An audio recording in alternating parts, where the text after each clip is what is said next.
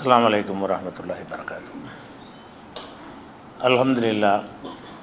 அல்ஹம்துலில்லாஹி நஹ்மதுஹு வ நஸ்தஈனுஹு வ நஸ்தக்ஃபிருஹு வ நஊது பில்லாஹி மின் ஷுரூரி அன்ஃபுஸினா வ மின் ஸய்யிஆத்தி அஅமாலினா.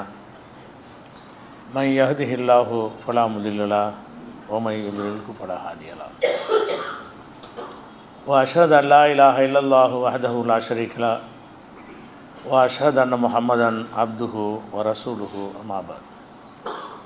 கண்ணியத்திற்குரிய எல்லாம் வல்ல அல்லாஹு ஜல்ல ஷானஹு தஆலாவின் நல்லடியார்களே, அல்லாஹுவால் மிக உயர்வான இடத்தில் வைக்கப்பட்டிருக்கிற நபிமார்களாக இருந்தாலும் அவர்களுக்கு அல்லாஹ் எந்த ஒரு அதிகாரத்தையும் வழங்கவில்லை. மற்றவர்களைப் போலவே அவர்கள் பல பிரச்சனைகளை சந்தித்திருக்கிறார்கள், பல துன்பங்களை அனுபவித்திருக்கிறார்கள். அவர்கள் செய்த பல பிரார்த்தனைகள் அல்லாஹ் ஏற்றுக்கொள்ளாமல் நிராகரித்திருக்கிறான் என்ற விவரங்களை எல்லாம் கடந்த சில வாரங்களாக நம்ம பார்த்து வருகிறோம். அந்த தொடரில் மூசா நபி அவர்களை பற்றியும் அல்லாஹ் திருமறை குர்ஆனில் பல செய்திகளை சொல்லி காட்டுகிறான். குர்ஆனில் அதிகமாக பேசப்பட்டவர் மூசா நபி தான். அதிகமான இடங்களில் மூசா நபி அவர்களை பற்றி தான் அல்லாஹ் சொல்லி காட்டுகிறான். அந்த மூசா நபி அவர்களுக்கு மற்ற நபிமார்களை விட ஒரு சிறப்பு இருக்கிறது. என்ன சிறப்பு என்று கேட்டால், அல்லாஹ்வோட நேரடியாக, இப்போ கலீமுல்லான்னு அவருக்கு பேர், அல்லாஹ்விடத்தில் நேரடியாக உரையாடியவர். இப்ராஹிம் நபிக்கு எப்படி ஹலீலுல்லா, அல்லாஹ்வுடைய நண்பர் என்று ஒரு பெயர் இருக்கிறதோ, அந்த மாதிரி மூசா நபியை பொறுத்த வரைக்கும் அவங்களும் கலீமுல்லா, அல்லாஹ்வோட நேருக்கு நேர பேசியவர் என்று இருக்கிறது. பொதுவாக நபிமார்கள்ட்ட அல்லாஹ் ஜிப்ரீல் மூலமாக வஹி அனுப்புவான், அல்லது வேறு வானவர்கள் மூலமாக செய்தி அனுப்புவான், அல்லது உள்ளத்தில் சில கருத்துக்களை அல்லாஹ்வாக என்ன செய்வான், போடுவான். மிக சில சந்தர்ப்பங்களில் நபிமார்கள்ட்ட நேருக்கு நேரமும் பேசியிருக்கிறான். அப்படி பேசப்பட்டதில் மூசா நபி அவர்களும் அடங்குவார்கள்னா அல்லாஹ் அவருக்கு எவ்வளோ பெரிய ஒரு இடத்தை வைத்திருக்கிறான் என்பதை நம்ம அறிந்து கொள்ள வேண்டும். அவர்களுக்கு முதலாக வஹி கொடுக்கும் பொழுது அவர்கள் எகிப்தில் இருந்து ஒரு சொந்த பிரச்சனைக்காக ஒரு ஆளை தவறுதலாக கொலை செஞ்சுட்டு ஓடி போயிட்டார். ஓடி போய் வேறு ஒரு ஊரில் தங்கி அங்கேயே கூலி வேலை செய்து அங்கேயே ஒரு திருமணம் செய்து கொண்டு குடும்பத்தோடு அவர் வர்றார். வரும்பொழுது தான் அல்லாஹ் என்ன செய்கிறான்னு கேட்டால், அந்த தூரு சீனா மலைங்கிற அந்த மலையில் ஒரு வெளிச்சம், ஒரு பிரகாசம் மாதிரி அவருக்கு காட்டுகிறான். அதை நோக்கி அவர் போகிறார். மனைவிட்ட சொல்லிவிட்டு, நீங்கள் இருங்க, ஏதோ வெளிச்சம் தெரிகிறது, ஏதோ தீப்பந்தங்கள், வெளிச்சம்னா யாராவது தீ மூட்டிகிட்டு இருக்கிறாங்கன்னு நினச்சிக்கிட்டார் அவர். நமக்கு குளிர் காய்வதற்கெல்லாம் தீ தேவைப்படும், நான் அங்கேருந்து ஒரு தீப்பந்தத்தை எடுத்துக்கிட்டு வர்றேன் என்று சொல்லிவிட்டு அந்த தூர் மலைக்கு அவர் போகிறாரு. அங்கே போனால் என்னென்னா தீலாம் ஒன்றுமே இல்லை. அல்லாஹ் ஒரு வெளிச்சத்தை ஒரு ஜோதி அவருக்கு காட்டியிருக்கிறான். அப்போ காட்டினோன்னு அங்கேருந்து அல்லாஹ் நேரடியாக பேசுகிறான். என்ன பேசுகிறான்? மூசாவே, நான் இன்னனி அனல்லாஹ், நான் தான் அல்லாஹ் இறைவன் அப்படின்னு சொல்லி உரையாடி விட்டு பல விஷயங்கள் அவர்கிட்ட பேசுகிறான். அவர் கையில் ஒரு கைத்தறி வச்சுருக்கிறாரு. மாத்தில்க பி யமீனிக்க யா மூசா, மூசாவே உன்னுடைய வலது கையில் என்ன வச்சுருக்கிற அப்படின்னு நல்லா கேட்குறான். அவரை சொல்கிறார், ஹி அசாய, அது என்னுடைய கைத்தடி, அத்தவக்க அலைஹா, அதன் மீது நான் ஊன்றிக்கொள்வேன், சாய்ந்து கொள்வேன். வஹசுபிஹாலா கணமி, எனது ஆடுகளுக்கு உரிய இலைதலைகளை நான் பறித்து போடுவேன். ஒலியஃபிஹா மாரிபு உஹுரா, இதை வச்சு இன்னும் பல வேலைகளை நான் பயன்படுத்திக்கிடுவேன் அப்படின்னு அவர் பேசுகிறார். அப்போ இந்த அளவுக்கெல்லாம் மூசா நபியோடு அல்லாஹ் என்ன செய்கிறான், நேருக்கு நேர பேசி, உன்னை நான் தூதராக நான் தேர்ந்தெடுத்து கொண்டேன், உன்னை எதுக்கு இந்த இடத்துக்கு வரவழைத்தேன் என்று சொன்னால், உன்னை என்னுடைய தூதராக உன்னை தேர்ந்தெடுத்து அனஹ்தர்த்துக ஃபஸ்தமைடிமா யுஹார், சொல்லப்படுறத கவனமாக கேளு, நான் உன்னை தூதராக தேர்ந்தெடுத்து விட்டேன் என்று சொல்லிட்டு தான் ஃபிரௌனை போய் சந்திக்க சொல்லி அவன் அனுப்புகிறான். நீ ஃபிரௌனை போய் சந்தித்து அவனுக்கு சத்தியத்தை எடுத்து சொல்லு, அந்த பணியை உனக்கு ஒப்படைத்திருக்கிறேன் என்று ஆரம்ப கட்டமாக ஃபிரௌனை திருத்தர பணி தான் அவருக்கு கொடுக்கப்படுகிறது. அப்போ இது எதுக்கு சொல்கிறோம்னு கேட்டால், அல்லாஹ்வோட நேர பேசுகிறார். அதாவது ஜிப்ரீல் மூலமாக இல்லாமல், உள்ளத்தில் ஒரு கருத்து மாதிரி அல்லாஹ் போடாமல், அல்லாஹ் பேசுகிறது இவருக்கு விளங்குது, இவர் பேசுகிற அல்லாஹுக்கு விளங்குது. அப்படி அல்லாஹ் அவர் பார்க்கலையே தவிர அல்லாஹ் பேசுகிற அந்த ஓசையை அவர் என்ன செய்கிறார், தன்னுடைய காதாலையே கேட்குறார். அப்போ அல்லாஹ்விடத்தில் பேசுகிறேன் என்று இவ்வளவு பெரிய ஒரு சிறப்பை இவருக்கு அல்லாஹ் கொடுத்துருக்குறான். மின்ஹும் மன் கல்லமல்ல, அல்லாஹ் நபிமார்களை சொல்லும்போது நீங்கள் யாரையும் பாரபட்சமாக காட்டாதீங்க, ஆனால் நான் சில பேருக்கு சில சிறப்புகளை கொடுத்துருக்குறேன் அப்படின்னு சொல்லும் பொழுது தில்க ரசூல் வல்லல்னா பாலகும் அலா பாலின், இந்த ரசூல்மார்களில் சிலரை விட சிலரை நாம் சிறப்பித்திருக்கிறோம். நம்ம அப்படி சொல்லக்கூடாது, இவர் உயர்ந்தவர், இவர் மட்டமானவர், நபிமார்களை பற்றி நம்ம பேசக்கூடாது. ஆனால் அல்லாஹ் என்ன செய்கிறான்னு கேட்டால் அவன் சொல்லுவான், நான் எல்லாரையும் ஒரே மாதிரி அனுப்பலை, சிலரை விட சிலரை மேன்மைப்படுத்தி இருக்கிறேன் என்று சொல்லிவிட்டு மின்ஹும் மன் கல்லமல்லா, அவர்களில் அல்லாஹ்வோட பேசியவரும் இருக்கிறார். நான் உயர்த்துகிறேன்னு சொல்லும் தரஜா உயர்த்துகிறேன்னு சொல்லும் பொழுது மூசா நபியை மென்ஷன் பண்ணுறான். எப்படி? மின்ஹும் மன் கல்லமல்லா, அவர்களில் அந்த தூதர்களில் அல்லாஹ்வோடு உரையாடியவர்கள்லாம் இருக்கிறார்கள். அப்போ அல்லாஹ்ட்ட நேருக்கு நேர பேசுகிறதுங்கிறது எவ்வளோ பெரிய நெருக்கம். மற்ற அதிகமான நபிமார்களுக்கெல்லாம் கொடுக்கப்படாமல் சில நபிமார்களுக்கு மாத்திரம் அல்லாஹ் கொடுத்துருக்குறான். அதில் முதன்மையானவராக யார் இருக்கா? மூசா நபி இருக்கிறார். அப்படி அல்லாஹ்வுடைய நேருக்கு நேர பேசக்கூடியவர் என்ற ஒரு தகுதியை பெற்று இருந்தும் கூட அவருடைய அபிலாசைகள், அவருடைய ஆசைகள், அவருடைய நோக்கங்களை எல்லாம் அல்லாஹ் நிறைவேற்றி வச்சானா கஷ்டப்பட்டாராம். முக்கியமாக எடுத்துக்கிட்டீங்கன்னு சொன்னால் அவர் அந்த பனி இஸ்ராயல்களை முதல்ல அதுக்கு தான் அனுப்பப்பட்டார். பனி இஸ்ராயல்கிற கூட்டத்தார்கள் ஃபிரௌனுடைய கூட்டத்தாரால் கொடுமைப்படுத்தப்படுறாங்க. எகிப்தில் ஆட்சி ஃபிரௌனுடைய கிபுத்திங்கிற கூட்டத்தார் கையில் இருக்குது. இஸ்ரவேலர்கள் அவங்களுக்கு அடிமை சேவகம் பண்ணுறாங்க. அவங்களுக்கு ரெண்டாந்தர குடிமக்களாக இருக்கிறாங்க. அவங்களுக்கு எந்த உரிமையுமே இல்லை. அவங்க அடிமைகளாக வைத்து வேலை வாங்குகிற அளவுக்கு அந்த இஸ்ரவேல் மக்களை எல்லாம் அங்கே எகிப்தில் ஃபிரௌனுடைய கையில் கொடுத்துருக்குறான். அப்போ மூசா நபி வந்தது எதுக்கு வர்றாங்கன்னு கேட்டால், ஃபிரௌன்கிட்ட போய் நீ அரசியல் மானா பனி இஸ்ரவேல் மக்களை எங்களோட அனுப்பிடு, உலாத்து அதிபுகும், அவங்கள நீ வேதனைப்படுத்தாத, இஸ்ரவேல் மக்களை உன்னிடத்திலிருந்து மீட்பதற்கு தான் நான் வந்திருக்கிறேங்கிறார். அந்த இஸ்ரவேல் மக்களை மீட்டெடுக்கிற ஒரு பெரிய போராளியாகத்தான் வந்திருக்கிறார். இவர் வரலன்னு சொன்னால் அவர் அவ்வளோ பெரிய கஷ்டங்கள் அவங்க பட்டாங்க.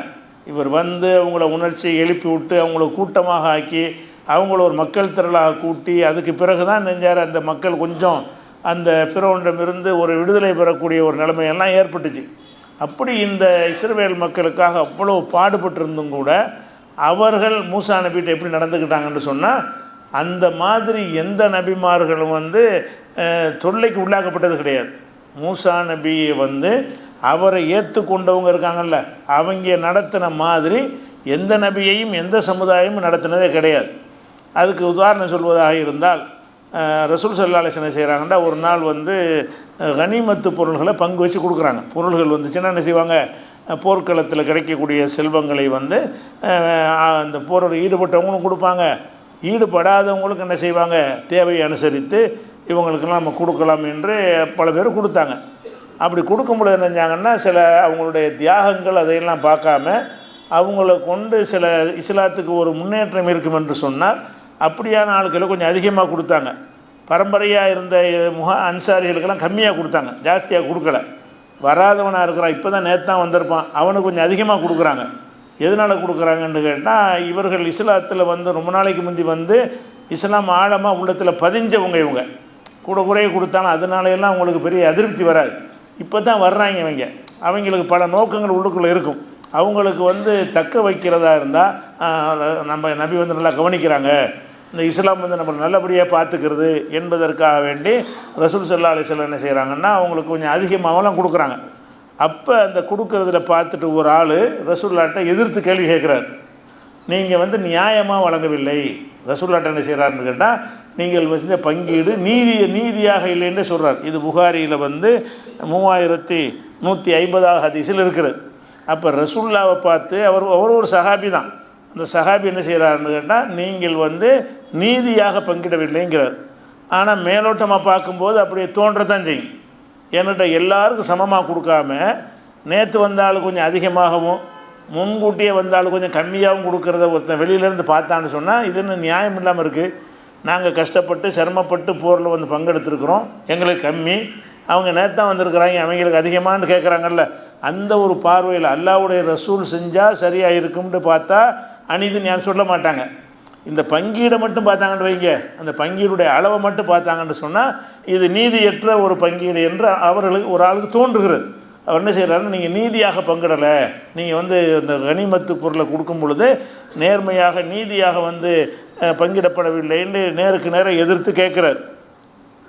அப்போ ரசூலுல்லாஹ் என்ன செய்கிறாங்கன்னா, ஃபமை யாதில், இதாலும் அதில் இல்லாஹு ரசூலு, அல்லாஹும் ரசூலும் நீதியாக இல்லைன்னா வேறு யாருப்பா நீதியாக இருப்பா? நீதி இல்லைன்னு யார்கிட்ட நீ சொல்கிற? அல்லாஹ் நீதி தவறுவானா? ரசூலாக அனுப்பப்பட்ட நான் நீதி தவறுவேனா? அல்லாஹ்வும் ரசூலும் நீதி தவறி விட்டார்கள் என்றால் வேறு யார் தான் நீதியாக நடக்க முடியும் அப்படின்னு அவருக்கு பதில் சொல்கிறாங்க. அந்த நீதி என்னன்னு கேட்டால் இதான் நீதி. என்ன நீதி? அதாவது ஏற்கனவே வந்தவர்கள் உறுதிப்பட்டவர்கள், புதுசாக வந்தவர்கள் அவங்க பல நோக்கங்களோடு வந்திருப்பாங்க. அவங்களுக்கு அந்த உதவிகளை கொஞ்சம் அதிகமாக செஞ்சால் இங்கே தக்க வச்சுக்கிடலாம், இல்லைன்னா திரும்பி ஓடி போயிடுவாங்க. அவங்கள தக்க வைக்கிற இப்படின்னு சொல்லையில் ஒரு நியாயம் இருந்தால் அதை யாரும் அநீதின்னு சொல்ல மாட்டாங்க. தக்க காரணம் இருந்தால் கூட குறைய கொடுக்குற ஒரு ஆளுக்கு 2 பிள்ளை இருக்குது, ஒரு பிள்ளைக்கு 2 பிள்ளைக்கும் சமமாக கொடுக்காம ஒரு ஆளுக்கு 1 லட்சம் கொடுத்து ஒரு ஆளுக்கு 10,000 ரூபா கொடுத்தா என்ன சொல்லுவோம்? அநீதின்னு சொல்லுவோம். ஆனால் இந்த 1 லட்சம் கொடுக்கப்பட்டவர் ஊனமுற்றவராக இருந்து எதுவும் செயல்பட முடியாமல் இருந்து இந்த 10,000 கொடுத்தவர் உழைப்பாளியாக இருந்து அப்போ கூட கொடுத்தா அநீதின்னு சொல்லுவோமா? சொல்ல மாட்டோம். கூட கூட இருந்தாலும் ரீசன் இருக்குது. இந்த மகனுக்கு அதிகமாக கொடுப்பதற்கு தக்க காரணம் இருக்கிறது. ஏன்னா ஊனமுற்றவனாக இருக்கிறான், பலவீனமாக இருக்கிறான், உழைக்க தெரியாதவனாக இருக்கிறான், இவனுக்கு கொஞ்சம் அதிகமாக கொடுத்து நம்ம தான் தூக்கி விடணும், அந்த மகன் சொந்த காலில் நிற்கிறவனாக இருக்கிறான்ட்டு இப்படி ஒரு தந்தை பாரபட்சமாக நடத்தினால் தொகையை வச்சு பார்த்தா அநீதி மாதிரி தெரியும். அது என்ன 1 லட்சம், இது என்ன 10,000, அது அநீதியாக தெரியும். ரீசனோட பார்த்தீங்கன்னா அநீதி யாரும் சொல்ல மாட்டாங்க. என்னத்துக்காக வேண்டி அவர் 1 லட்சம் கொடுத்தாரு, என்னத்துக்காக வேண்டி இவனுக்கு 10,000 கொடுத்தாருன்னு காரணத்தை பார்த்தோம்னு சொன்னால் அந்த காரணத்தோடு இருக்கும் பொழுது இது அநீதின்னு சொல்ல மாட்டான். யார் ஒத்துக்குருவாங்க? ஆமாம், இப்போ உழைக்காதவனுக்கு, உழைக்க முடியாத ஊனமுற்றவனுக்கு கொஞ்சம் ஜாஸ்தி அவன் சம்பாதிக்க முடியாதுல்ல, அவனுக்கு நம்ம தானே தூக்கி விடணும் அப்படின்னு சொன்னோம்னு சொன்னால் அது அநீதியாக படாது. இவர் அப்படி சிந்திக்கலை. இந்த கேள்வி கேட்டவர் என்ன பார்க்குறாருன்னு கேட்டால் அந்த பங்கிட்ட அளவை தான் பார்க்குறாரு. இது என்ன கூட, இது என்ன கம்மி அப்படின்னு பார்த்து கேட்டுவிட்டார். அப்போ ரசூலுல்லாஹ் சொல்கிறாங்க, ரஹிமல்லாஹு மூசா, அல்லாஹ் மூசாவுக்கு அருள் செய்வானாக. ஃபக்கத் ஊதிய பி அக்ஸர மின் ஹாதா, இதுக்கு மேலே அவரை தொல்லைக்கு உள்ளாக்குனாங்க. நீங்கள் ஒரு இப்படி கேள்வி கேட்டீங்க, இது பெரிய மனசை பாதிக்குது. ஆனால் இதெல்லாம் மூசாவுக்கு அந்த மக்கள் செஞ்சதோட கம்பேர் பண்ணணும்னா ஒன்றுமே இல்லைங்கிறாங்க. ரசூலுல்லாஹ் சொல்கிறாங்க, ஃபக்கத் ரஹிமல்லாஹு மூசா, மூசாவுக்கு அல்லாஹ் அருள் செய்வானாக. ஃபக்கத் ஊதிய பி அக்ஸர மின் ஹாதா, இதை விட அதிகம் அளவுக்கு தொல்லைக்கு உள்ளாக்கப்பட்டார். யாரால்? அவருடைய உம்மத்தினால், ஃபிரௌனால் உள்ளதில்லை. அவரை ஏற்று கொண்டிருந்தாங்கல்ல மக்கள், இஸ்ரவேலர்கள் முஸ்லீமாக இருந்தாங்கல்ல, அந்த மக்களாலேயே அவர் தொல்லைக்கு உள்ளாக்கப்பட்டார். இப்போ சபர, அவர் அனைத்தையும் சபுர் செஞ்சு கொண்டார், பொறுமையை கையாண்டார், அவருக்கு அல்லாஹ் அருள் செய்வானாக அப்படின்னு சொல்லிட்டு மூசாவுக்கு செஞ்ச அந்த கொடுமை எண்ணி பார்த்து அதோட கம்பேர் பண்ணுவது இதெல்லாம் ஒன்றும் கிடையாது, நீதியாக பங்கிடலன்னு சொல்ல பெருசாக பாதிக்கும்ல. அந்த பெருசாக பாதிக்கிறத லைட்டாக ரசூலுல்லாஹ் எடுத்துக்கிறாங்க. எப்படி எடுத்துக்கிறாங்க? இதெல்லாம் பெரிய விஷயமா, இதுக்கு மேலே அவரை பண்ணியிருக்கிறாங்க, மூசா நபியை பண்ணியிருக்கிறாங்கன்னு அவங்க சொல்கிறாங்க. அது எதுக்கு இது சொல்கிறோம்னு கேட்டால், மூசா நபி கஷ்டப்பட்டு ஒரு சமுதாயத்தை உருவாக்குறாங்க, அவங்க விடுதலைக்கே தான் அவங்க போராடுறாங்க. முக்கியமான கோரிக்கை அதுவாக தான் இருந்துச்சு. ஃபிரௌன்ட்டு போய் சண்டை போட்டது எதுக்கு தான் பண்ணுறாங்க? எதுக்கு இஸ்ராயேல் மக்களை அநியாயம் பண்ணுகிறாய், அவர்களை அனுப்பிவிட்டுரு, அவங்கள தொல்லைப்படுத்தாத, எல்லாரையும் மாதிரியான உரிமை அவங்களுக்கு கொடு என்று இவங்களுக்காக குரல் கொடுத்து இருக்கும்போது கூட அவங்க என்ன பண்ணாங்கன்னு கேட்டால் அவரை எல்லா வகையிலும் தொல்லைப்படுத்துவாங்க. மூசா நபியை ஒரு தலைவர் ஆயிடுச்ச, ஒரு தூதர் ஆயிடுச்ச, இவர் நமக்காக ஒரு மீட்சிக்காகத்தானே போராடுகிறாரு அப்படிங்கிறதெல்லாம் தூர எரிந்து விட்டு என்ன செய்வார்கள்னு கேட்டால் மூசா நபி எந்த அளவுக்கு மனவேதனைப்படுத்த முடியுமோ அந்த அளவுக்கு மனவேதனைப்படுத்தினார்கள் என்று எல்லாம் என்ன செய்கிறான், குர்ஆனில் ரசூலுல்லாஹ் சொல்லி காட்டுறாங்க. 3150 புகாரியில். அதை இன்னும் சொல்லப்போனால் குர்ஆனில் எல்லாம் சொல்லி காட்டுறான், நமக்கு கட்டளையிடுகிறான். யாயுஹல்லதீன ஆமனு, நம்பிக்கை கொண்ட மக்களே, லாத்தக்கூனு கல்லதீன ஆதோ மூசா, மூசாவை தொல்லைப்படுத்தினார்களே அந்த மாதிரி நீங்கள் ஆயிராதீங்க. அல்லாஹ் சொல்கிறான், நம்ம சஹாபாக்களுக்கு சொல்கிறான், நீங்கள் அவருடைய உம்மத்தாக இருக்கிறீங்க, அவர் ஒரு நபியாக தான் இருந்தார், அவருக்கு சில உம்மத்துகள் இருந்தாங்க, அவங்க என்ன பண்ணாங்கன்னா அவர் ரொம்ப மனவேதனைப்படுத்தினாங்க. அவர்கள் மனவேதனைப்படுத்தின அளவுக்கு நீங்கள் செஞ்சிடாதீங்க, லாத்த கூணும், நீங்கள் ஆகி விடாதீர்கள், கல்லதீன ஆதவ் மூசா, மூசாவை தொல்லைப்படுத்தினார்களே அந்த மாதிரி நீங்கள் ஆகிவிடாதீர்கள். இப்போ பர்ராஹுல்லாஹு மிம்மா காலு, அவர்கள் சொன்ன பழியிலிருந்து அல்லாஹ் அவரை காப்பாற்றினான். ஓ கான ஐந்தல்லாஹி வஜிஹா, அல்லாவிடத்தில் அவர் மதிப்பு மிக்கவராக இருந்தார் என்று 33வது சூறாவில் 69வது வசனத்தில் அல்லாஹ் சொல்லி காட்டுகிறான். இந்த இடத்துல ஒரு கொஞ்சம் கூடுதல் விளக்கத்தை நம்ம தெரிஞ்சுக்கணும் இந்த வசனத்தை சொன்ன காரணத்தினால. அதாவது மூசா நபியை தொல்லைப்படுத்தினாங்க, இல்லை என்ன தொல்லைப்படுத்தினாங்க அப்படின்னு சொல்லி சில ஹதீஸுகள் இருக்கிறது. ஆனால் அந்த ஹதீஸை பார்த்தீங்கன்னா தொல்லப்படுத்துறதுக்கு சம்மந்தமே இருக்காது. ஆனால் இந்த வசனம் அதுக்கு தான் இறங்கியதாக சொல்வார்கள். அது உண்மை கிடையாது. அது என்ன சம்பவத்தை சொல்லுவாங்கன்னு கேட்டால், மூசா நபியுடைய காலத்தில் இஸ்ரவேலர்கள் வந்து பொது இடங்களில் நிர்வாணமாக தான் குளிப்பாங்களாம். இஸ்ரவேல் மக்கள் ஒருத்தருடைய நிர்வாணத்தை ஒருவர் பார்த்து கொண்ட நிலையில் மறைக்க மாட்டாங்களாம், அந்த மாதிரி குளிப்பார்களாம். ஆனால் மூசா நபி மட்டும் என்ன செய்வார்னு கேட்டால், யாரும் இல்லாத ஒரு இடம் தனியாக போய் குளிப்பாராம். குளிக்கும்போது யாரும் இருக்கக்கூடாது, ஆடையோடு குளிப்பார். அதுவும் ஆடையோடு குளித்தா கூட என்ன செய்ய, அதை கூட யார் பார்த்துடக்கூடாதுன்னு சொல்லி இவர் தனியான முறையில் போய் என்ன செய்வார், அவர் குளிப்பார். அப்போ என்ன செய்கிறாங்க, இவங்கெல்லாம் பேசிக்கிறாங்களாம், இவர் என்னத்துக்காக வேண்டி நம்மளோட குளிக்க மாட்டேங்கிறாரு, நம்மளாம் ஒரு இடத்துல குளிக்கிறோம், குளிக்கிறன்னு வரும்போது மாத்திரம் இவர் தனியாக அங்கிட்டு போயிடுறாரு, தனியாக தானே போய் குளிக்கிறாரு அப்படின்னு சொல்லி பேசும் பொழுது அவங்க சொன்னாங்களாம், எதுக்காக தனியாக குளிக்கிறாருன்னு கேட்டால், அவருக்கு வந்து விதை வீக்கம் இருக்கிறது, அந்த விதை வீக்கத்தை நம்ம பார்த்துடக்கூடாது, எதுக்காக தனியாக போகிறாரு, அவருக்கு விதை வீக்கம் இருக்கிற காரணத்தினால், அது விதை வீக்கம்ங்கிறது ஒரு நோய், அந்த மாதிரி உள்ள விரை வீக்கம்பாங்கள்ல, அந்த விரை வீக்கம் உள்ள ஒரு ஆளாக இருக்கிறாரு, அதை நம்ம பார்த்துருவோங்கிறதுக்கு தான் பயந்துக்கிட்டு என்ன செய்கிறாரு, அவர் வெக்கப்பட்டுக்கிட்டு தனியாக குளிக்கிறாரு என்று அவங்க பேசுனாங்களாம். உடனே அல்லாஹ் என்ன செஞ்சாங்கன்னா, இதை வந்து நம்ம அவரை இந்த பழியை துடைக்கணும் என்பதற்காக வேண்டி அவர் ஒரு நாள் குளிச்சுக்கிட்டு இருக்கும் பொழுது ஆடையெல்லாம் உபரியான ஆடைகள்லாம் கலட்டி வச்சுட்டு ஒரு பாறையின் மீது வச்சுட்டு குளிக்கிறார். ஆற்றுலேயே குளத்தில் இறங்கி குளிக்கிறார். குளித்தவொன்னு என்ன செய்யுதுன்னா, அந்த பாறை வந்து அந்த ஆடையோடு உருண்டு ஓட ஆரம்பிக்குது. எந்த பாறையின் மீது அந்த ஆடையை வைத்திருந்தாரோ அந்த ஆடையோடு என்ன செய்யுது, ஓட ஆரம்பிக்குது. இவர் என்ன செய்கிறாரு, அந்த ஆடை இல்லாமல் போக முடியாத உபரி ஆடை அங்கையில் இருக்குது அப்படின்னு என்ன செய்கிறாருன்னா, அந்த அரை நிர்வாணத்தோட மேலே வந்து என்ன செய்கிறாரு, அதை விரட்டிக்கிட்டே போகிறார். அப்போ அந்த ஆடை எடுக்கிறக்காண்டி அந்த கல் உருண்டுக்கிட்டே போகுது, கல்லுக்கு மேலே அந்த ஆடை இருக்கிறது, அது உருண்டுக்கிட்டே போகுது. அப்போ இவர் போயிட்டு இருக்கும்போது அந்த மக்கள்லாம் பார்த்துட்றாங்க, இவருக்கு விதை வீக்கம் இல்லையே, சும்மா சாதாரணமாக ஓடி வர்றாரு, அந்த குறைபாடு இல்லைன்னு என்ன செஞ்சிட்டாங்க, அவங்க விலையும் கொண்டார்கள். அப்படின்றதுக்கு தான் இந்த வசனம் இறங்கியதாக புகாரி உட்பட பல நூல்களில் வந்து எழுதி வச்சுருப்பாங்க, இருக்குது. ஆனால் இது வந்து பொருத்தம் கிடையாது. ஏன்னு கேட்டால், ஒரு மனிதருக்கு விரை வீக்கம் வருவது எல்லாம் வந்துக்கிட்டு அவருடைய தகுதியை குறைக்காது. இதெல்லாம் நோய் தானே, ஒருத்தர் கை பெருசாக இருக்கும், ஒருத்தர் கால் பெருசாக இருக்கும், ஒருத்தர் விதை வீக்கமாக இருக்கும். இதுகள்லாம் ஒரு நுபுவத்தை பாதிக்காது. நுபுவத்தை எது பாதிக்கும், நேர்மை இல்லாமல் இருக்கிறது, ஒழுக்கம் இல்லாமல் இருக்கிறது, நல்ல செயல்கள் இல்லாமல் இருக்கிறது, கெட்ட பண்புகள் உள்ள இருக்கிறது, சில பாவமான காரியங்களை ஒரு பகிரங்கமாக செய்வது, இதுகளை ஒருத்தர் நபி செஞ்சார்னு சொன்னால் அது வந்து அவரை பாதிக்கும். ஏன்னா இப்போ நபியாக இருந்துக்கிட்டு இப்படி செய்கிறிய, நபியாக இருந்துக்கிட்டு வேற வைக்க கேட்பானா, நபியாக இருந்துக்கிட்டு களவான்ட்டார்னா கேட்பான், நீ நபியாக இருந்துக்கிட்டு களவான்ட்டிய, நபியாக இருந்துக்கிட்டு பொய் சொல்லிட்டிய, நபியாக இருந்துக்கிட்டு வட்டி வாங்கிட்டிய, நபியாக இருந்துக்கிட்டு அப்படி செஞ்சுட்டே சில பாவங்களை வந்து சொன்னால் அதை கேட்க வேண்டி யாரும் கேட்பாங்க.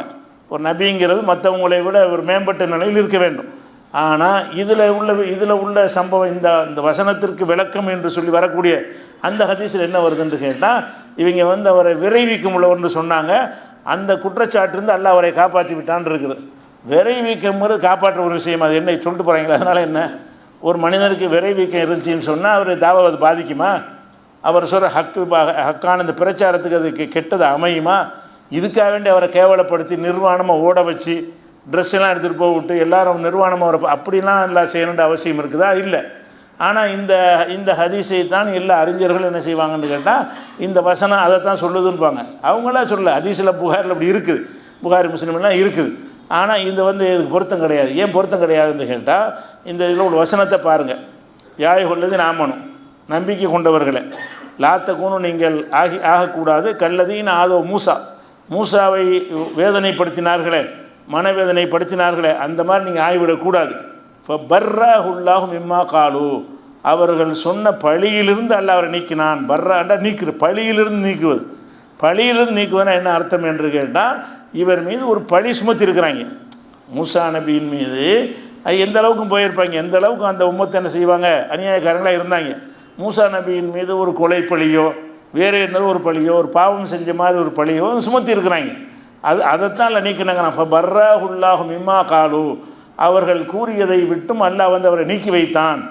கான இந்தல்லாஹி வஜீஹா, அவர் அல்லாஹ்விடத்தில் மதிப்பு மிக்கவராக இருந்தார். இந்த சொல்லக்கூடிய குற்றச்சாட்டுக்குரியவராக இல்லைன்னு அது முடியுது. அப்போ மூசா நபி வந்து மதிப்பு மிக்கவராக இருந்தாரே தவிர அவருடைய மதிப்பை பாதிக்கிற எந்த காரியமும் அவர்கிட்ட இல்லை ஆனால் இவங்க பொய் பழி சுமத்திருக்காங்க. என்னன்னு இதில் சொல்லப்படலை, குர்ஆன்லேயும் சொல்லப்படல, ஹதீஸ்லையும் சொல்லப்படல. ஹதீஸ்லன்னா இந்த விஷயம் தான் சொல்லப்பட்டிருக்கு, இந்த விரைவிக்குங்கிறது தான் சொல்லப்பட்டிருக்குது. ஏதோ ஒரு பழி சுமத்திருக்கிறாங்க. அந்த பழி எப்படிப்பட்ட பழியாக இருந்திருக்கிறது? அவருடைய கேரக்டரை பாதிக்கிற பழியாக இருந்திருக்கிறது. அவர் நபிக்கு தகுதியற்ற ஒரு காரியத்தை அவர் செஞ்ச மாதிரி வந்து அதை சொல்கிறாங்க. சில சஹாபாக்களுடைய கருத்தாக வேறு வருது. என்ன வருதுன்னு கேட்டால், அவர் வந்து கூட இருந்த ஒரு ஹாரூன் நபியை கொலை பண்ணிவிட்டார். 2 பேர் ஒரு மலைக்கு போனாங்க, ஹாரூனை இறந்து போயிட்டார், இவர் தான் கொலை பண்ணார்னு சொன்னாங்க. அதைத்தான் சொல்லுதுன்னு சில சஹாபாக்கள் சொல்லியிருக்கிறாங்க. அது ரசூலுல்லாஹ் சொன்னதாக இல்லை, அதை நம்ம அலட்சியப்படுத்திடலாம். ஆனால் இது மாதிரி உள்ளாதான் இருக்கணும்.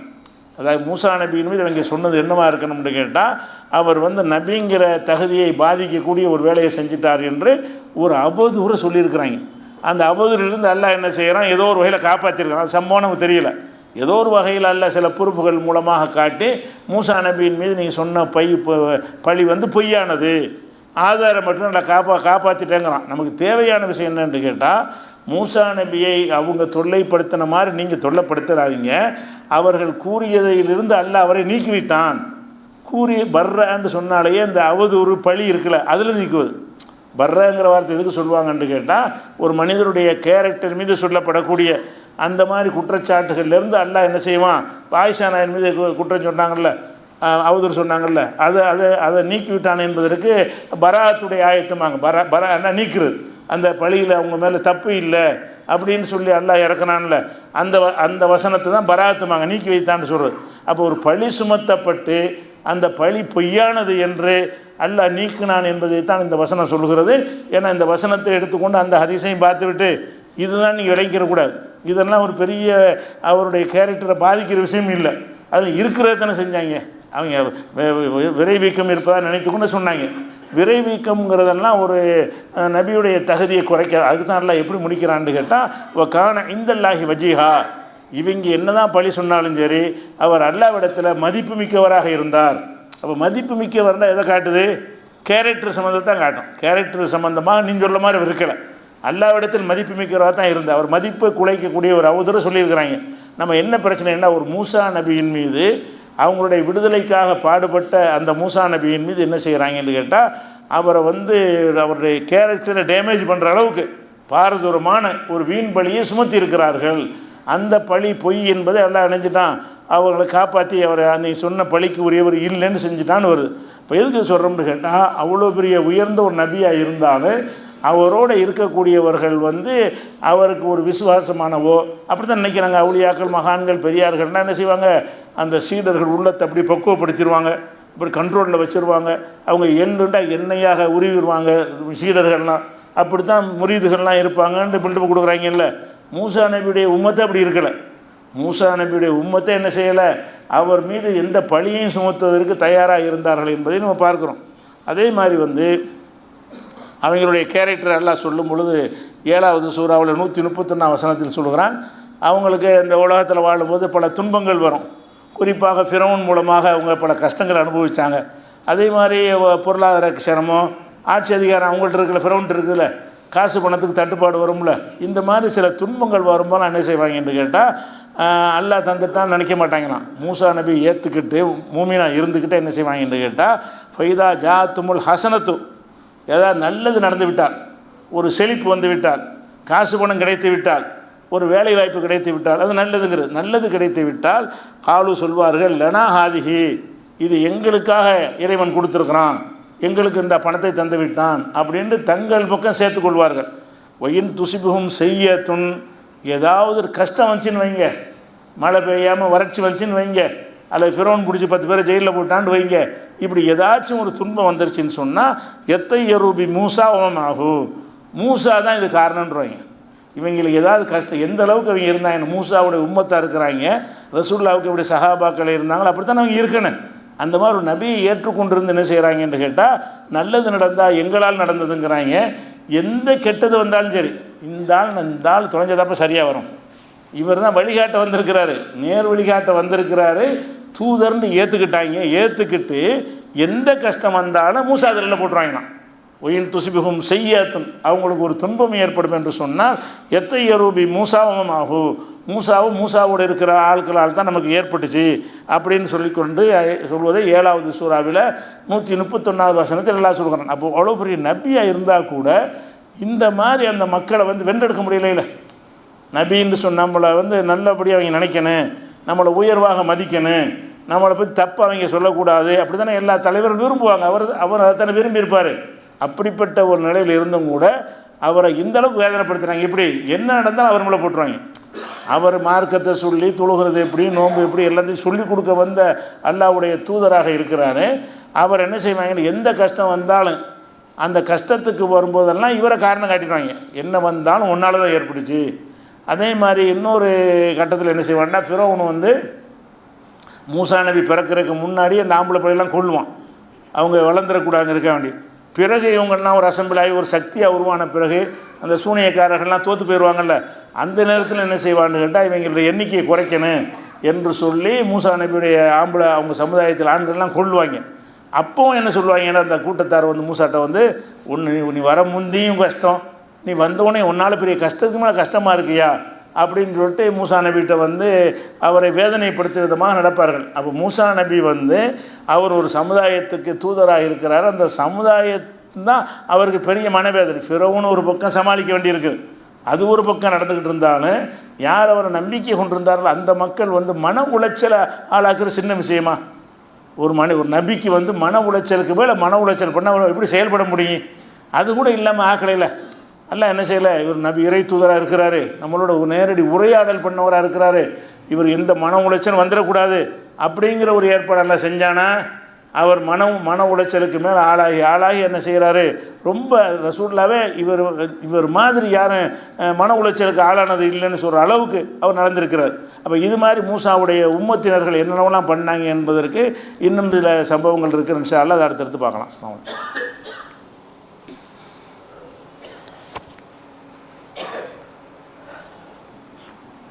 அன்பிற்குரிய சகோதர சகோதரிகளை, காஷ்மீரில் ஒரு தீவிரவாத தாக்குதல் நடந்து 28 அப்பாவி பயணிகள் கொல்லப்பட்டிருக்கிறாங்க. இது நாட்டையே உலுக்கி இருக்கக்கூடிய ஒரு பயங்கரமான ஒரு செயல். சண்டை வரும்போது சாக்கிறது, அது கலவரத்தில் அது மாதிரி இது எடுத்துக்கொள்ள இயலாது. அவங்களுக்கும் இந்த காஷ்மீர் மக்களுக்கு எந்த கொடுக்கல் வாங்கல் கிடையாது. சுற்றி பார்க்க போனவங்க, சுற்றுலாவுக்கு போனவங்களும் என்ன செய்கிறாங்கன்னா, தீவிரவாதிகள் நுழைஞ்சு என்ன செய்கிறாங்கன்னா சுட்டு கொண்டுட்டாங்க. இந்த சுட்டு கொன்ற பிறகு இதுக்கு என்ன செய்கிறாங்கன்னா, இந்திய அரசாங்கத்திலேருந்து அவர் சவுதியில் இருக்கிறார் பிரதமர், உடனே பயணத்தை கேன்சல் பண்ணிட்டு இதை உடனே நான் பாதுகாப்பு போகிறேன்னு வர்றார். இவ்வளோ என்ன நடவடிக்கை எடுக்கிறேன்னு சொன்னால், இந்த தீவிரவாத தாக்குதலுக்கு பாகிஸ்தான் தான் காரணம், பாகிஸ்தான் மேலே நாங்கள் தண்ணியெல்லாம் அங்கேருந்தான் தண்ணி 80% தண்ணி இங்கே இருந்தால் போகுது, அந்த நதிகள் வழியாக உள்ள தண்ணீரெல்லாம் நிறுத்து அப்படின்னு தண்ணீர் நிறுத்துறேங்கிறாங்க. பாகிஸ்தான்காரன் பல வேலைகளுக்கு வந்திருப்பான்ல, 48 மணி நேரத்தில் எல்லாம் போயிடணும், ஆஸ்பத்திரிக்கு எந்த வேலைக்கு வந்திருந்தாலும் சரி. பாகிஸ்தான்லேருந்து படிக்க வந்த மாணவர்கள், பாகிஸ்தான்லேருந்து சிகிச்சைக்கு வந்தவங்க எல்லாருமே 48 மணி நேரத்துக்குள்ளே வெளியேற்ற வேண்டும் என்று உத்தரவு போட்டு அந்த வெறுப்பை நடவடிக்கைங்கிறத காட்டுறாங்களாம். அந்த மாதிரி செஞ்சதுக்காக வேண்டி நாங்கள் நடவடிக்கை எடுக்கிறோம், சொல்லப்போனால் பாகிஸ்தான் மேலே போர் கூட தொடுப்போம் அப்படிங்கிற அளவுக்கு ஒரு கடுமையான எச்சரிக்கையெல்லாம் பிரதமரும் உள்துறை அமைச்சர் எல்லாருமே சேர்ந்து விடுறாங்க. இதில் நம்ம அறிந்து கொள்கிற ஒரு விஷயம் இருக்குது. என்னென்னு கேட்டால், பாகிஸ்தான் இது செஞ்சிருந்தான்னு வைங்க, செஞ்சால் அவன் முஸ்லீம்களுக்கு நம்ம ஆதரிக்க போகிறோமா? பாகிஸ்தான் செஞ்சாண்டா அவனை என்ன வேணாலும் செய்யலாம் பதிலடி. பாகிஸ்தானுடைய அரசாங்கமே இந்த வேலையை செஞ்சுருக்குமே, ஆனால் அதுக்கு எதிராக போர் தொடுப்பதையோ நடவடிக்கை எடுப்பதையோ இந்திய குடிமக்கள் யாரும் எதிர்க்க மாட்டாங்க. எந்த கட்சியை சேர்ந்த எந்த மதத்தை சேர்ந்தவங்களாக இருந்தாலும் சரி, அப்பாவிகள் அங்கேருந்து வந்தவன் கொலை பண்ணி இருந்தான்னு சொன்னால் அது அரசாங்கமே அதனை தூண்டுதலாக இருக்கும் என்று சொன்னால் அதை அதுக்கு எதிராக எந்த நடவடிக்கை எடுத்தாலும் தப்புன்னு யாருமே சொல்ல மாட்டாங்க, நடவடிக்கை எடுக்கலாம். சரி, ஆனால் அதில் நடவடிக்கை எடுக்கிறதுக்கு முன்னாடி யார் மீது முதல் நடவடிக்கை எடுக்கணும்? பாகிஸ்தான் என்பது ஜம்மு காஷ்மீர் என்பது அது ஹை செக்யூரிட்டியோட இராணுவத்தினரோடு இருக்கக்கூடிய ஒரு பகுதி. எங்கே பார்த்தாலும் இராணுவம் தான் நிற்கும். மக்கள் எண்ணிக்கை அளவுக்கு இராணுவத்தை குவித்து வைத்திருக்கக்கூடிய ஒரு பகுதி. அந்த பகுதியில் எப்போ பார்த்தாலும் எந்த இடத்துக்கு போனாலும் இராணுவம் இருக்கும். அதில் சுற்றுலா பயணிகள் நடமாடுற இடம் இருக்குல்ல, அங்கே அதிக இராணுவம் இருப்பாங்க. மக்களே இல்லாத காடு செடின்னா இராணுவத்தை நிப்பாட்ட மாட்டாங்க. மக்கள் வரப்போ இருக்கிற இடமா இருந்தால் என்ன செய்யும், அங்கே போனால் 10 இங்கே போனால் 10 இங்கே போனால் 10ன்னு இராணுவமாக தான் நிற்கும்.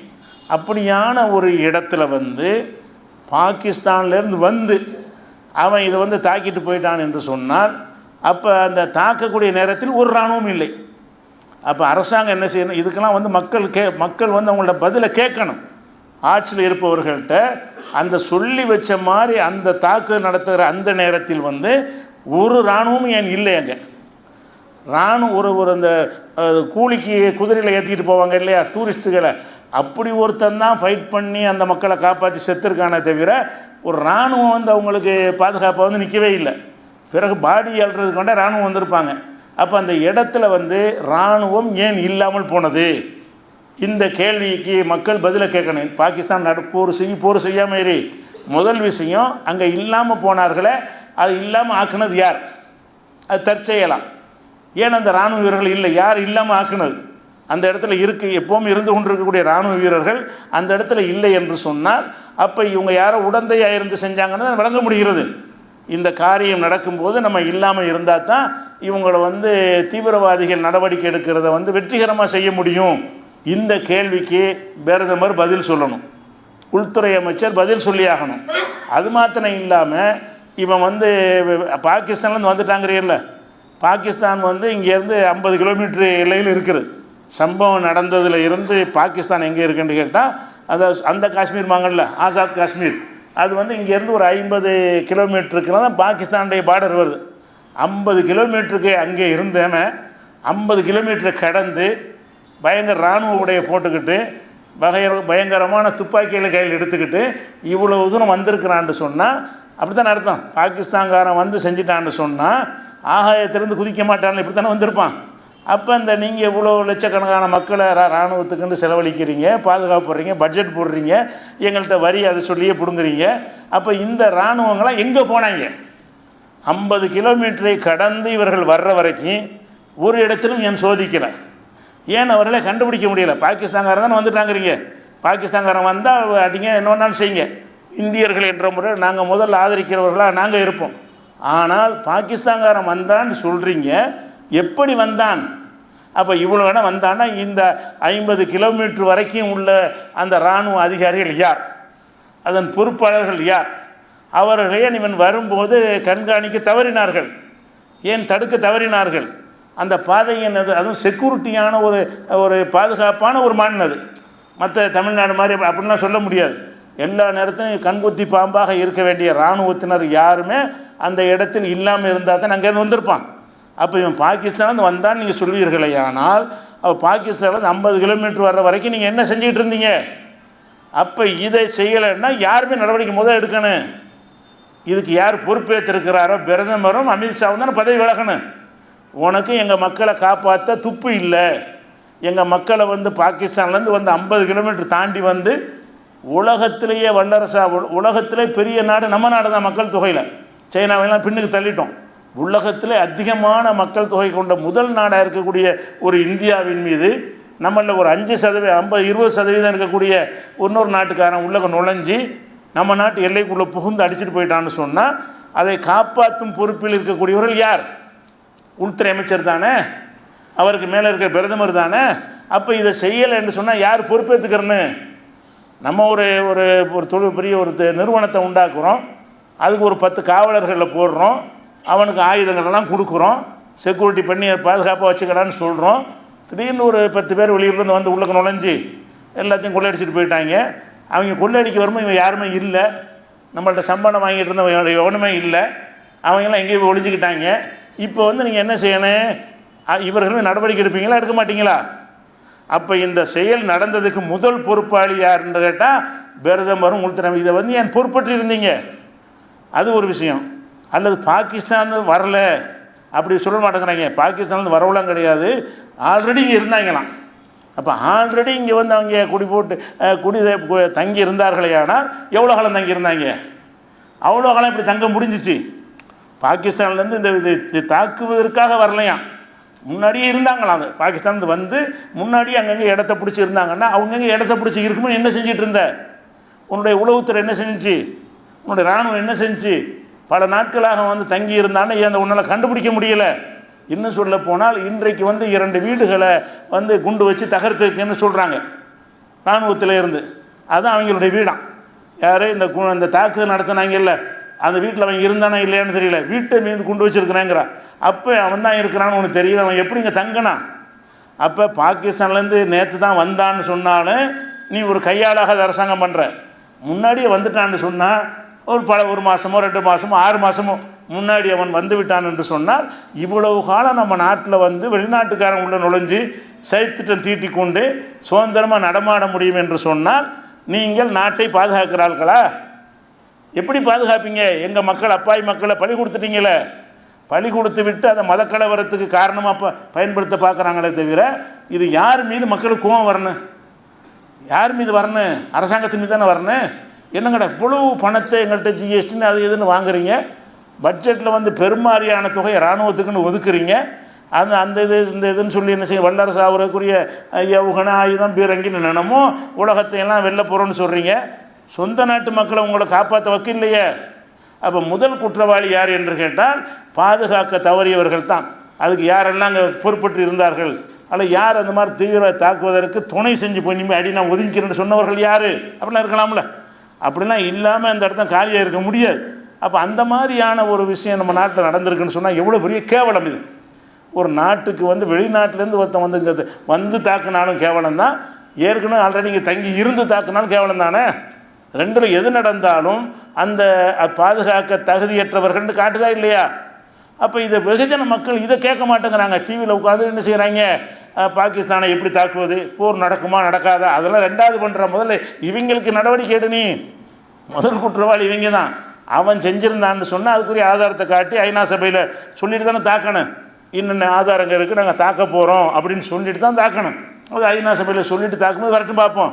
இங்கே உட்காந்து விவாதம் பண்ணிகிட்டு இருக்கிறாங்க. டிவியில் உட்காந்துட்டு என்ன செய்கிறான், இந்த போரை பற்றியும் தண்ணி நிப்பாட்டி ஏற்ற பண்ணி பயங்கர பதிலடி கொடுக்க போகிறோம். பதிலடி கொடுக்குற உனக்கு பதிலடி மக்கள் கொடுக்க வேண்டியிருக்க, நீ என்ன கொடுக்குற? ஒரு பதிலடி கொடுப்பாரான், நினைத்து பார்க்க முடியாத ஒரு பதிலடியை கொடுப்போம்னு சொல்லி பிரதமர் பண்ணுறாரு. அதை விட கொடுமை என்ன தெரியுமா, அவர் சவுதியில் பயணத்தை ரத்து பண்ணிட்டு இதுக்காகத்தானே வர்றாரு. வந்தவர் காஷ்மீருக்கு போகலை, காயப்பட்டவங்களை பார்க்கல, பீகாரில் தேர்தல் பிரச்சாரம் பண்ணிகிட்டு இருக்காரு. போய் அங்கேருந்து அவசரமாக புறப்பட்டு வந்து நேராக எங்கே போகிறாருன்னா பீகாருக்கு போகிறார். நிதிஷ்குமார் அவர் மேடையில் உட்காந்துக்கிட்டு பிரச்சாரம் பண்ணுறாங்க, 2 பேர் சிரிச்சுக்கிட்டு. எப்போ இவ்வளோ கொடுமைகள் நடந்திருக்கு, இதுக்குன்னு தான் வர்றாரு கேன்சல் பண்ணிவிட்டு. அப்போ கேன்சல் பண்ணி விட்டு நீ சவுதியுடைய சந்திப்பை கேன்சல் பண்ணிட்டு இந்த நாட்டுக்கு நீ வர்ற, வந்தோன்னு என்ன செய்யணும்? உனக்கு நிஜமான அக்கறை இருந்தால் நீ தான் அது குற்றவாளி, நீ தான் அந்த பொறுப்பட்டு நடந்து விட்டாய், உன்னால் தான் இந்த கையாளாக தனத்தினால தான் நடந்திருக்குது என்பதை நீ உணர்ந்தாயானால் நேரம் அந்த இடத்துக்கு போய் என்ன நடந்துச்சுன்னு பார்வையிடணும். அந்த இப்போ நோயற்றவர்களை காயப்பட்டவர்களை பார்க்கணும். அது மாத்திரம் இல்லாமல் ஒவ்வொருவருக்கும் நான் 1 கோடி ரூபா நஷ்டஈடு தர்றேன்னு அறிவிக்கணும். இதில் வந்து யாரெல்லாம் இங்கே உடந்தையாக இருந்தார்களோ அவர்களை விடமாட்டேன்னு அப்படியாவது சொல்லணும். இங்கே எமைய ஒத்துழைப்பு செஞ்சாலும் கண்டுக்கிற மாட்டானாம். பாகிஸ்தானுக்கு நான் பதிலடி கொடுப்பேன், நீ நல்லா கொடுப்பா, முதல்ல இவங்களுக்கு எப்போ கொடுக்குற, யார் கொடுக்குறது? அப்போ ஒரு இந்த மாதிரி ஒரு கையாளாகாத ஒரு கவர்மெண்ட் நம்ம பார்த்ததே கிடையாது. நாட்டு மக்களை காப்பாற்றுறதுக்குன்னு இராணுவத்தை வைத்துக்கொண்டு அதுக்கு வேண்டி பல கோடி பட்ஜெட்டுகளை போட்டுக்கொண்டு நாட்டு மக்களை வந்து சர்வசாதாரணமாக ஒரு கூட்டம் வந்து அட்ரஸ் இல்லாத ஒரு கூட்டம் வந்து சுட்டு தள்ளிட்டு போயிட்டான்னு சொன்னால் இது எப்படி நாங்கள் உங்கள் ஆட்சியில் பாதுகாப்பாக இருக்க முடியும்? இந்த கேள்வி மக்கள்கிட்ட வர்ற அளவுக்கு என்ன செய்யணும், மெசேஜை கொண்டு போகணும். இவங்க திசை திருப்ப பார்க்குறாங்க. நீ போர் செய்வதாக இருந்தாலும் செய்யி, அது பேச. இவனை இப்போ குற்றவாளி உனக்கு என்ன தண்டனை அதை பேசிட்டு 2வது பேசு. ஃபஸ்ட்டு பேச வேண்டிய என்னென்னு கேட்டால் அமித்ஷாவை ராஜினாமா விலகணும், பதவி விட்டு பிரதமரை மாற்றணும். பிஜேபி கட்சிக்காரன் நேர்முகவனாக இருந்தான்னு சொன்னால் இந்த மாதிரி கையாளாகாத பிரதமர் எங்களுக்கு தேவையில்லை. நாட்டு மக்களை காப்பாற்றுறதுக்கு எந்த பிளானும் பண்ண மாட்டீங்க, அதுக்கு எவனெல்லாம் ஒத்துழைப்பு செஞ்சால் அவனை நடவடிக்கை எடுக்க மாட்டீங்க, எவனையும் கேள்வி கேட்க மாட்டீங்க. வெளிநாட்டிலேருந்து வந்து பல நாட்கள் தங்கி இருப்பான், அதுக்கு யாரா துணண்டு கேட்க மாட்டீங்க, போய் பார்க்கக்கூட மாட்டீங்க. எங்கள் கோவம் வந்து அவரை வேறு திருப்புற டைவெர்ட் பண்ண பார்க்குறாங்க. மக்களுடைய கோபத்தை எல்லாம் எங்கே டைவெர்ட் பண்ணுறான்? பாகிஸ்தானில் போதும்ல, பாகிஸ்தான் டைவெர்ட் பண்ணுறேன். அவங்க சொல்கிறேன் எங்களுக்கு சம்மந்தமே கிடையாது, ஆதாரத்தை வை, நாங்கள் தான் சம்மந்தம்னு ஆதாரத்தை காட்டுக்கிறாங்க. உண்மை என்னன்னு கேட்டால் எல்லா பெரிய பெரிய சக்திகள் என்ன செய்வாங்கன்னு கேட்டால் இந்த மாதிரி ஒரு குழு அவங்களும் உண்டாக்கி வச்சுருப்பாங்க. இப்போ ஐஎஸ்ஐஎஸ்ங்கிறது இருக்குல்ல, ஐஎஸ்ஐஎஸ்ன்னு சொல்லி இஸ்லாத்தின் பேரால் எவ்வளோ அநியாயம் பண்ணாங்க. அது யார்? 2 மாதத்துக்கு முன்னாடி ட்ரம்ப் உடைச்சி விட்டார். ஐஎஸ்ஐஎஸ்ங்கிறது நாங்கள் உண்டாக்குனது தான். ஒபாமாவுடைய காலத்தில் ஒபாமாவும் இஸ்ரேலுடைய பிரதமரும் சேர்ந்து தான் நாங்கள் தான் இஸ்லாத்தின் பெயரால் சில வேலை செய்வதற்காக நாங்கள் தான் உண்டாக்கணுங்கிறார் ட்ரம்ப். ஐஎஸ்ஐஎஸ்ன்னு இஸ்லாத்தின் பெயரால் பேரை கெடுக்கிறதுக்காக செஞ்சாங்களே, அதை இப்போ உள்ள ட்ரம்ப் பகிரங்கமாக வாக்குமூலம் தர்றாரு, நாங்கள் தான் உண்டாக்கணும்னு. அந்த மாதிரி ஒவ்வொரு நாடு என்ன செய்வாங்கன்னு கேட்டால் இஸ்லாத்தின் பேரால் குழுக்குள்ளே உண்டாக்கி வச்சுருப்பாங்க. அவங்க எப்படி ஐஎஸ்ஐ வச்சு செஞ்சானோ அந்த மாதிரி நீங்கள் ஏதாவது உண்டாக்கி வச்சுருக்கிறியா? இஸ்லாத்தின் பேரால் சில காசை கொடுத்து நாங்கள் செய்யும்போது குண்டை வையின்னு சொல்லி அந்த ட்ரம்ப் சொன்னார்ல, அந்த மாதிரி ஒரு செட்டிங் நம்ம நாட்டில் இருக்குதா? அந்த சந்தேகம் வருகிறது. இது எல்லாத்தையும் என்ன செய்யணும், விசாரணை பண்ணி தெளிவுபடுத்த வேண்டிய ஒரு நிலைமை இருக்குது என்பதை ஒரு தகவலாக பதிவு செய்து கொள்கிறேன். அஸ்ஸலாமு அலைக்கும்.